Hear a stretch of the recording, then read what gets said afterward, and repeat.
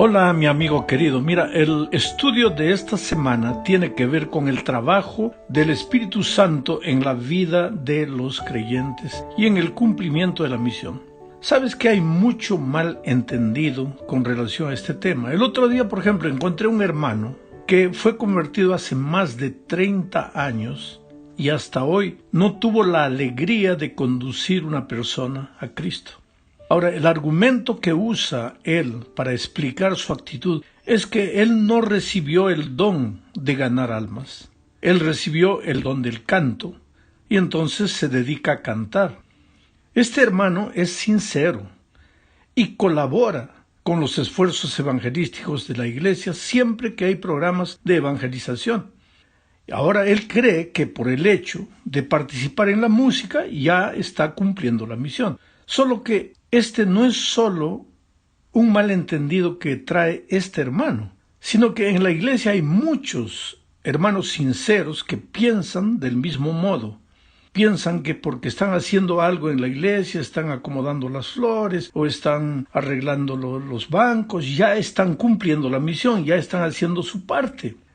Necesitamos entender entonces que una cosa son los dones espirituales y otra cosa diferente son las necesidades espirituales. Hablemos primero de los dones espirituales.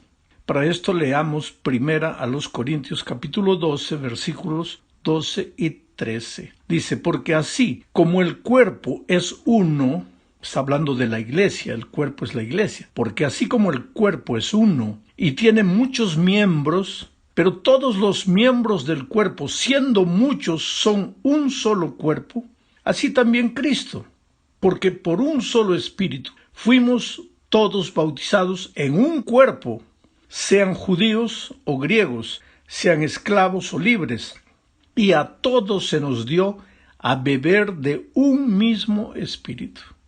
Hay pensamientos interesantes en este versículo que acabo de leer. La iglesia es un cuerpo y el cuerpo tiene muchos miembros. Por ejemplo, todo cuerpo tiene 2 orejas, 2 ojos, una nariz, una boca, 2 riñones, 2 pulmones, 2 manos, 10 dedos en las manos, 2 pies y yo no sé cuántos miles o millones de pelos tiene en la cabeza. Ahora, cada uno de esos miembros del cuerpo es importante.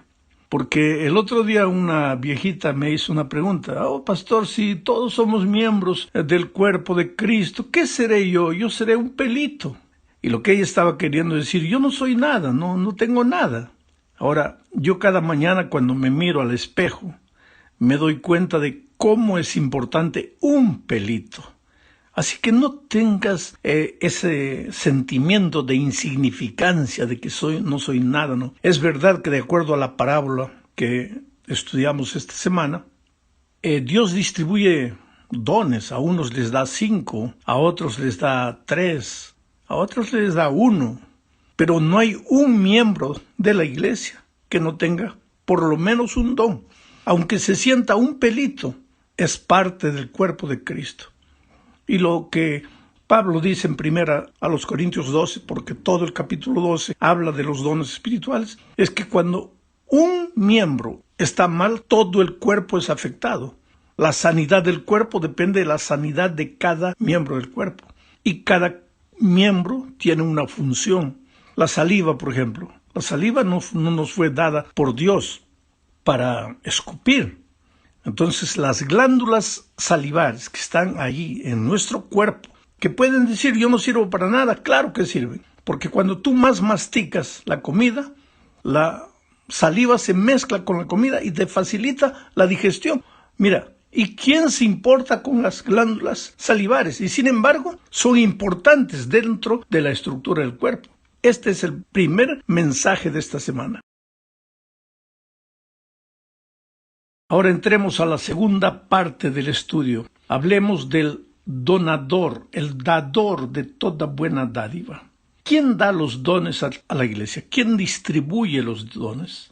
Leamos primero a los Corintios, capítulo 12, versículos 11 y 13. Dice, Pero todas estas cosas, y está hablando de los dones, pero todas estas cosas las hace uno y el mismo Espíritu. El Espíritu es el que da los dones, el que distribuye los dones. Pero todas estas cosas las hace uno y el mismo Espíritu, repartiendo a cada uno, a cada miembro de iglesia, en particular como Él quiere. Quiere decir, el don de un hermano en la iglesia no depende de él, de lo que él quiere. Depende de lo que Dios da. Solo tú tienes que descubrir qué don es que Dios te dio, pero puedes tener seguridad que no tienes menos de un don. Vuelvo a leer, pero todas estas cosas las hace uno y el mismo Espíritu, repartiendo a cada uno en particular como Él quiere.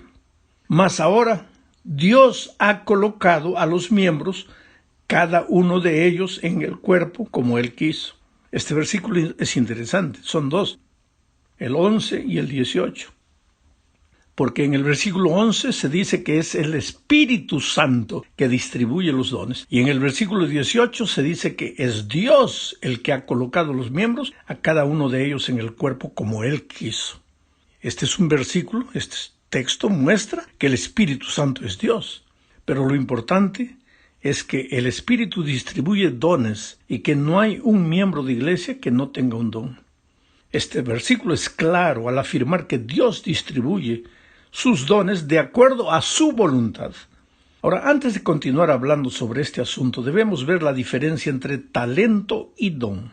Son términos muy similares que sirven para referirse a una capacidad extraordinaria o sobresaliente en determinada área. La música, por ejemplo, o la pintura, o la cocina, o la predicación, en fin. Aunque talento y don parecen expresiones similares, existe una pequeña diferencia entre don y talento. Si bien ambos términos involucran una habilidad especial para llevar a cabo una actividad específica, talento es algo natural, viene contigo desde que naces, tal vez tiene mucha influencia genética. Ya el talento viene con la persona. Ahora, el don es una dádiva del Espíritu Santo para una determinada actividad. Por ejemplo, mucha gente nace con talento para la música y son exponentes en actividades relacionadas con la música. Todos esos grandes artistas, cantantes ahí en el mundo no conocen a Dios, no saben nada de Espíritu Santo, pero tienen una voz fabulosa, una voz extraordinaria, un talento musical extraordinario. Viven consumiendo drogas, viven haciendo cosas que ellos creen que es lo mejor, no tienen en cuenta a Dios para nada y sin embargo ganan millones y millones por causa del talento que trajeron a esta tierra. Ese es talento, no es don. Ellos no pueden decir yo tengo el don de la música, tienen el talento de la música, vino con ellos, está en sus genes, en sus cuerdas vocales. Pero el don es otra cosa. El don es dado por el Espíritu Santo. La persona tiene que estar preparada para recibir el don del Espíritu Santo. Una persona sin don, pero con talento, puede ser un gran cantante. Pero una persona con talento, sin don, jamás puede ser un instrumento en las manos de Dios, a no ser que acepte a Dios, se consagre, y el Espíritu Santo haga de su talento un don mucho más aprimorado, mucho mejor. Bueno, la verdad es que Dios distribuyó dones a su iglesia. Marcos 13:34 dice, es como el hombre que yéndose lejos, dejó su casa y dio autoridad a sus siervos y a cada uno su obra, y al portero mandó que velase. Hasta aquí todo tranquilo, todo normal. Pero ahora entramos en el punto crítico. En la tercera parte, que es el punto crítico, veremos el propósito de los dones espirituales. Aquí empieza el malentendido del tema de los dones. Voy a leer Efesios 4:11 al 13. Dice, y Él mismo constituyó a unos, Dios, ¿no? El Espíritu Santo. Y Él mismo constituyó a unos apóstoles, a otros profetas, a otros evangelistas, a otros pastores y maestros. Ahora viene lo importante. ¿Por qué Él constituyó a los miembros de su iglesia con esos dones? ¿Por qué les dio esos dones? A fin de perfeccionar a los santos para la obra del ministerio, para la edificación del cuerpo de Cristo, hasta que todos lleguemos a la unidad de la fe y del conocimiento del Hijo de Dios, a un varón perfecto, a la medida de la estatura de la plenitud de Cristo. De acuerdo con este texto, querido, dones son para la edificación de la iglesia. Don es predicar, es enseñar, es cantar, es comunicar. Son dones que Dios ha concedido a su iglesia para la edificación de la iglesia. Pero salir y buscar una persona y traerla a Jesús, ese no es un don. Esa es una necesidad espiritual. Y el gran problema de muchos hermanos es que confunden el don con la necesidad espiritual. Recibieron el don del canto, ejercitan el don del canto, dedican el don del canto para el servicio de Dios, pero no se preocupan con las necesidades espirituales. Como resultado, en poco tiempo, ese don que recibieron de Dios queda adormecido y desaparece. O entonces, en lugar de ser un don consagrado exclusivamente para la gloria de Dios, comienza a transformarse en un don consagrado a la gloria del propio hermano que canta o que predica o que enseña o que hace cualquier cosa. Ahora, ¿qué cosa es necesidad espiritual? Pues yo siempre ilustro esto, y lo voy a hacer mucho durante este trimestre, con la figura de la persona física. ¿Qué necesita hacer el cristiano o el ser humano para nacer? Nada, la mamá lo hace todo. Pero una vez que nació, ¿qué necesita hacer para crecer y llegar a ser un adulto? ¿Qué necesita hacer? Ahí necesita comer, porque si no come, muere. Necesita respirar, porque si no respira, muere. Y necesita moverse, porque si no se mueve, se atrofia y muere. Entonces, comer no es don, respirar no es don, moverse no es don. Esas son necesidades físicas. Hay que hacerlo, porque si no, el riesgo es la muerte. En la vida espiritual sucede la misma cosa.